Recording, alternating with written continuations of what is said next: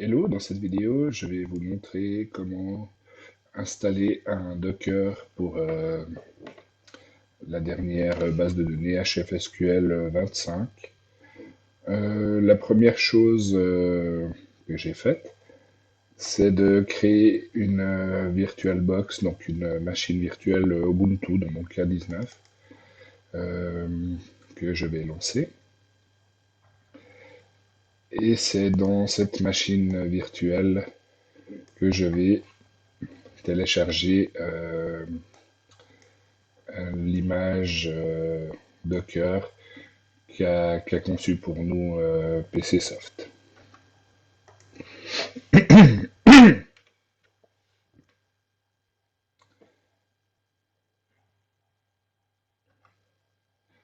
Donc voilà, je me log. euh,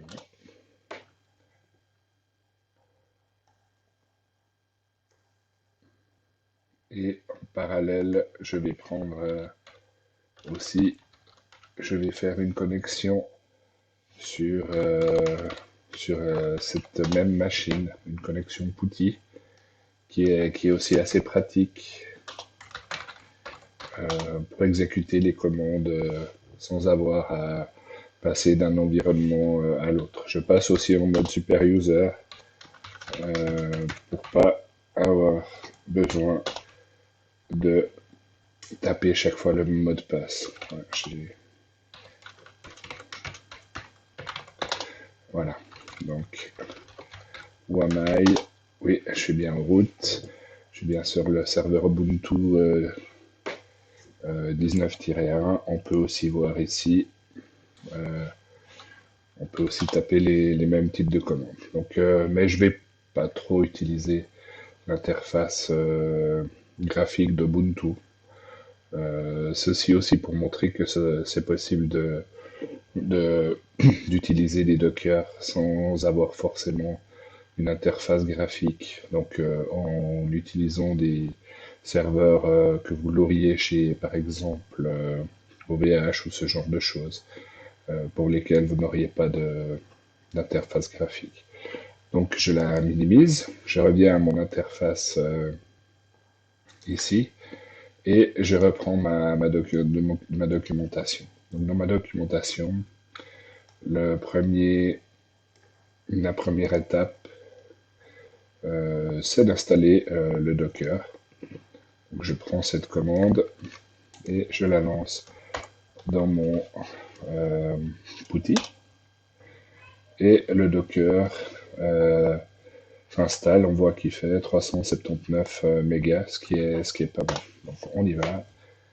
Euh, tout ça va quand même relativement vite.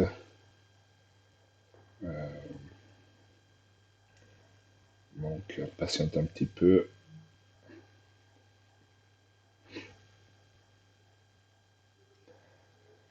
Voilà. Encore quelques secondes. C'est fait. Donc là, on a la commande Docker qui est active.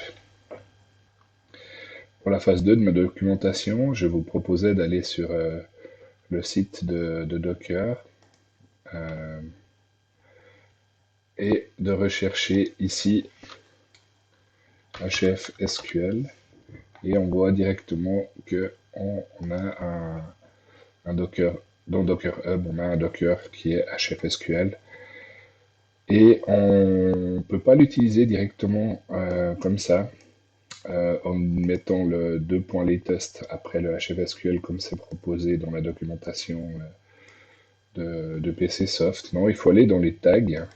Dans les tags, on voit l'ensemble des versions disponibles qu'a mis en ligne nos amis de PCsoft.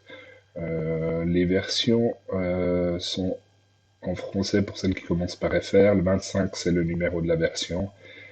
Et on voit qu'on a aussi la possibilité de utiliser des versions US.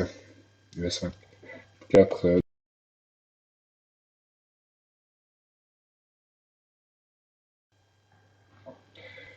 Donc on va utiliser, en fait, on a besoin de cette information-là. Donc le Docker WinDev, la slash HFSQL pour le produit et le deux points pour, avec FR25, etc. Pour le tag. Donc, on peut le récupérer. On verra que je l'ai déjà fait dans ma doc. Donc, dans ma doc, j'explique un petit peu ça. Et j'explique qu'il faut récupérer le fameux Docker pool. Ensuite, ce qu'on doit faire, c'est donc taper une commande dans notre outil pour télécharger le Docker pool qu'on a trouvé dans le Docker Hub. Donc ça se fait à l'aide de la commande suivante. Euh, Là, je la prends et je la copie. Juste une info, dans la documentation de PCsoft, ils ont oublié de mettre les slash à la fin de chaque ligne. Donc en fait, cette commande sous Linux, ces trois lignes devraient s'exécuter sur une seule et même ligne. Euh, Vous pouvez la mettre sur plusieurs lignes, mais dans ce cas, il faut mettre les slash. Donc comme on va le voir ici, je le prends, je reprends mon outil et je commence à il commence à télécharger le Docker. Voilà, donc c'est déjà fini, hein, pull complete. Il a donc chargé depuis le site de, de PCsoft le Docker. Euh, je vais vous expliquer aussi en quelques mots la commande. Donc la commande, elle est composée des paramètres suivants. Donc Docker, bien sûr, create, on crée une image qui s'appelle HFSQL Docker-V25. Là, on aurait pu mettre autre chose. J'aurais pu rajouter V25 en français. Ensuite, on précise que le volume, on utilisera un volume qui sera en local, home docker, BD, HFSQL. En fait, c'est le répertoire dans lequel les données des bases de données qu'on va créer va persister. Et puis, on va le mapper, on va mapper ce répertoire local sur le répertoire dans Docker var lib HFSQL. Je vous montrerai après quand on utilise l'explorer de base de données que ce paramètre-là, en fait, est défini par avance par WinDev dans son Docker.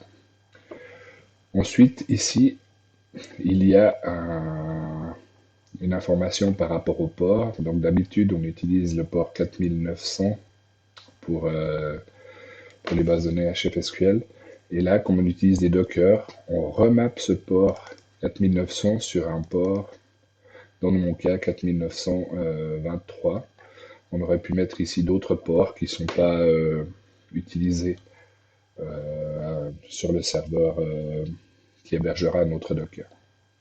Et puis à chaque fois, si on voulait lancer plusieurs fois, comme on va le faire tout à l'heure, la base de données, il faudra chaque fois spécifier un paramètre un peu différent. Mais pour le premier, on le met simplement ici. On revient sur notre outil et on va voir la liste des images qu'on a actuellement sur notre Docker. Je vais volontairement élargir un peu la, la fenêtre de Putty pour qu'on aille tous sur une même ligne. Donc on a du repository WinDev HFSQL avec le tag FR2500883. Vous vous rappelez, c'est ce tag qu'on retrouve ici, qu'on retrouve évidemment dans le site ici. Et on a ensuite une image ID qui est générée. Elle a été créée il y a 2 jours et elle fait 194 mégas. Donc on a cette image qui est prête à être utilisée en fait. Ensuite, dans ma documentation, je propose de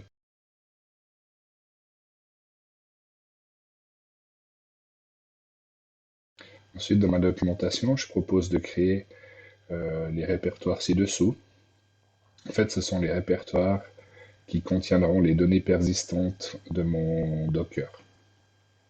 Donc on va le faire, je le prends en vrac. Voilà, on a un répertoire home, Docker. C'est important que les... J'ai fait une faute, je pense, home, Docker. Voilà. C'est important que le répertoire qui est en dessous ait les droits 777. Donc les droits read, write, execute pour tout le monde. Parce qu'en fait, le Docker et la base de données va utiliser ce répertoire pour stocker des bases de données. On peut aussi créer directement un, un deuxième répertoire. Comme ça, on lancera deux Docker avec deux paramètres différents. Et ça nous permettra, voilà, ça nous permettra de faire l'expérience de sauvegarder des données dans l'un et dans l'autre et éventuellement de les partager. Voilà.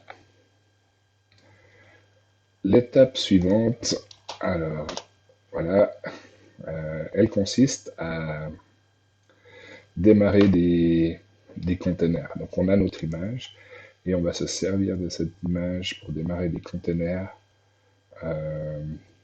qui s'appelleront HFSQL Docker 1, 2 et 3.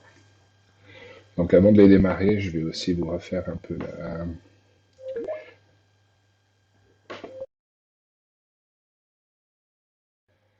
Donc avant de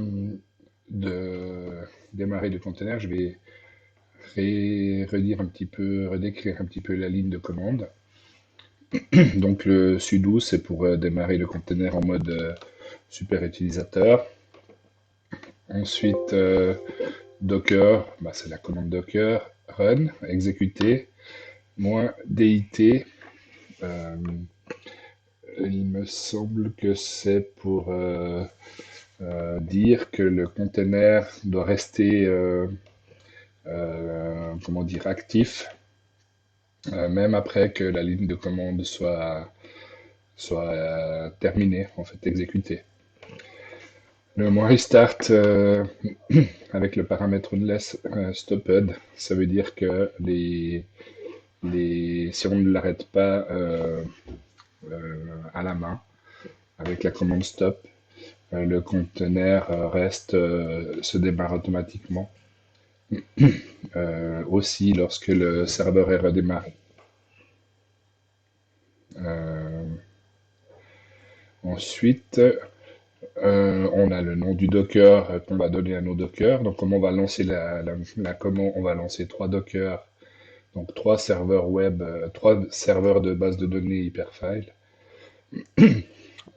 J'ai préparé trois lignes de commande avec 1, 2 et 3 dans le nom.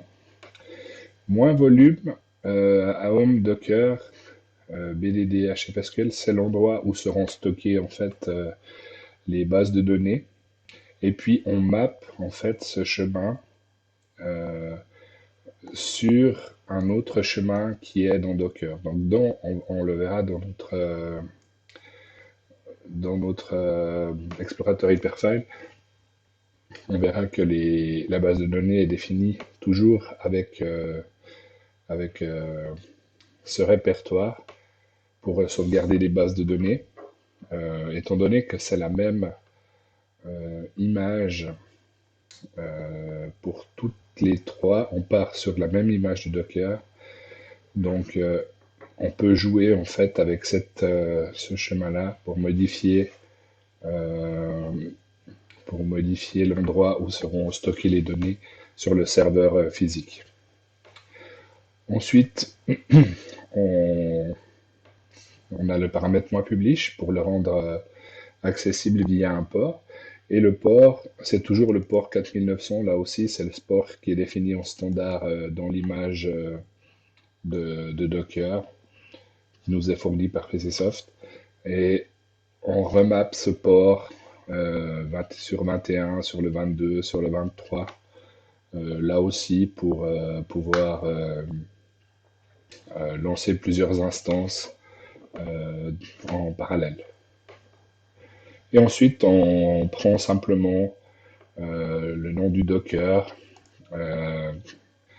qu'on obtient avec la commande, je vous la fais direct, Docker image list. Donc là, on a la liste des Docker qui sont disponibles et la repository plus le tag nous donne cette commande-là. Donc voilà, donc on va l'exécuter, on va faire un petit nettoyage de l'écran avec la commande clear. Et ensuite, on va les lancer les uns après les autres, mais tous en même temps en fait. Là, le premier Docker, le deuxième et le troisième. Donc les commandes se sont exécutées. Donc on voit ici chaque fois un numéro différent qui est en fait le, le numéro de chacun de nos Dockers. Voilà, je vais essayer de faire un peu comme ça. Ouais. Ensuite, je vous montre quelques commandes pour pouvoir manipuler ces fameux Dockers. Donc on a Docker PS qui nous permet de voir tous les Dockers qui sont actifs. Donc on voit nos 3 Dockers. Si je commande ici, on fait la commande, voilà. On voit nos Dockers 1, 2 et 3. Et il y a une autre possibilité aussi, c'est de voir les Dockers qui seraient pas actifs, qui seraient arrêtés. Alors pour le faire, on va en arrêter un, Docker stop. Donc il y a les 3 commandes start, stop, rm pour remove. Et puis en minuscule, c'est important dans Linux. Et puis là, je vais peut-être arrêter le Docker numéro 3. Donc si on arrête le Docker 3, ce qui est fait, simplement comme ça, si on fait la commande Docker PS, on voit qu'il n'apparaît plus. Par contre, si on fait la commande Docker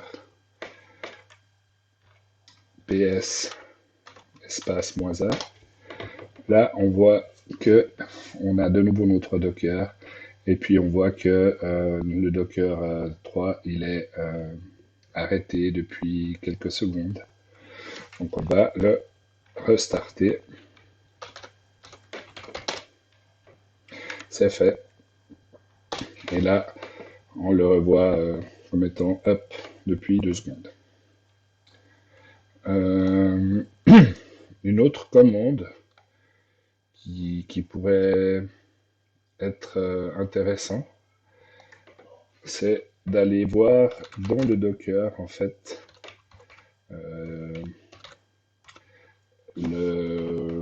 explorer en fait le Docker lui-même, les fichiers qui se trouvent, les fichiers répertoires, l'arborescence qui se trouve dans le Docker. J'ai juste oublié ici de mettre la commande su à la fin pour ouais, c'est sh pour shell, ouais, je crois que c'est sh. Voilà, faut que je vais la corriger dans ma documentation. Donc ici, on est rentré dans le Docker, on est à une invite de commande, on est dans le Docker 3. Et puis on a ici toutes les librairies qui sont nécessaires pour l'utilisation de notre... On peut typiquement aller voir le contenu de la variable var lib hfsql. Var lib hfsql, voilà, qui est le contenu qu'on retrouve dans toutes les répertoires des bases de données de Hyperfile. avec la commande exit, on peut sortir d'ici. Et puis, qu'est-ce qu'il y aurait encore à dire? SH, voilà. Donc maintenant qu'on a nos trois dockers actifs, docker PS, voilà, euh, on va retourner, on va lancer notre centre de contrôle HFSQL et on va aller donc sur le port 4923 de notre serveur Ubuntu 19.1. Ah bah je l'avais déjà testé ici, voilà.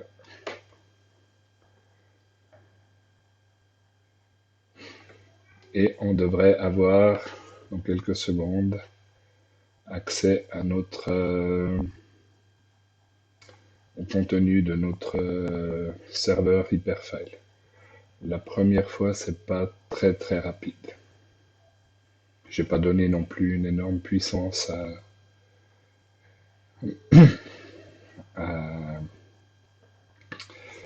à ma machine virtuelle. Voilà, c'est fait. Ok, donc on a ici sur le port 4923 sur Ubuntu un centre Hyperfile comme on a l'habitude d'en voir. On peut y ajouter une nouvelle base de données. On va appeler peut-être pas SDF BD1. Voilà.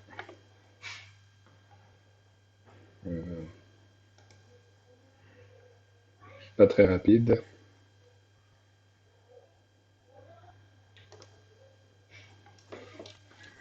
Ah. Pardon, je voulais lancer Putty. Et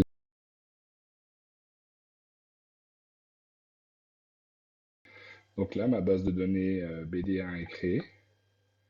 Et on peut aller voir, si je minimise ça, si on va dans le répertoire des données persistantes ici, qui est Home Docker.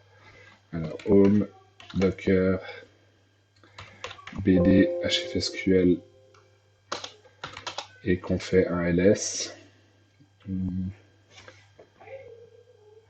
HFSQL. On peut normalement voir qu'il y a... En fait, j'avais commis une erreur. Comme j'ai utilisé le, le serveur qui était sur le port 4923, j'avais volontairement redirigé vers un autre répertoire HFSQL2. Donc ici, c'est bien dans le répertoire HFSQL2.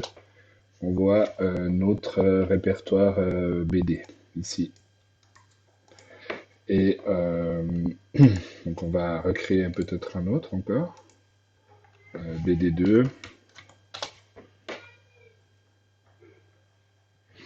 Et en revenant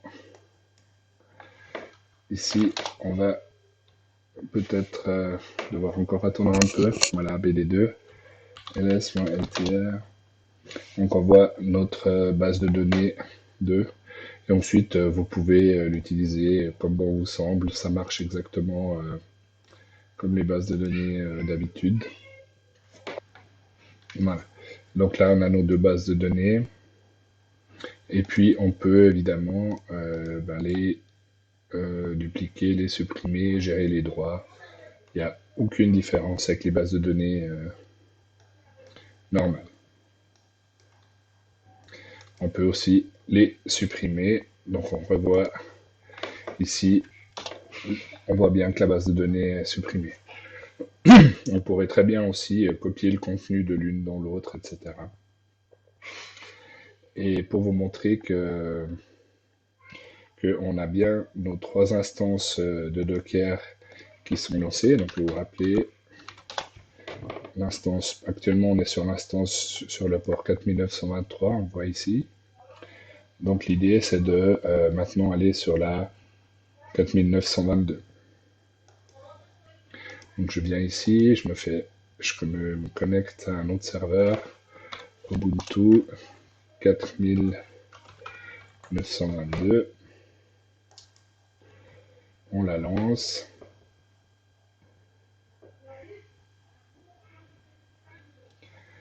Et on attend un peu. Donc on voit ici qu'on est bien connecté sur la base Ubuntu 4922. Donc il n'y a pas de problème, on a nos multiples Docker qui fonctionnent, qui sont très légers au niveau de l'espace disque qu'ils vont utiliser. Donc voilà, en gros, je crois que j'ai fait le tour euh, pour l'utilisation de ce Docker HFSQL. Pour rappel, donc, pour faire tous ces tests, j'ai créé une VirtualBox Ubuntu dans VirtualBox l'Oracle. Donc c'est un outil gratuit, tout comme Ubuntu est aussi une distribution complètement gratuite. Et ensuite, j'ai utilisé donc le Docker qui se trouve sur le Docker Hub de PCSoft. Et ensuite, j'ai utilisé les outils, le centre de contrôle HFSQL.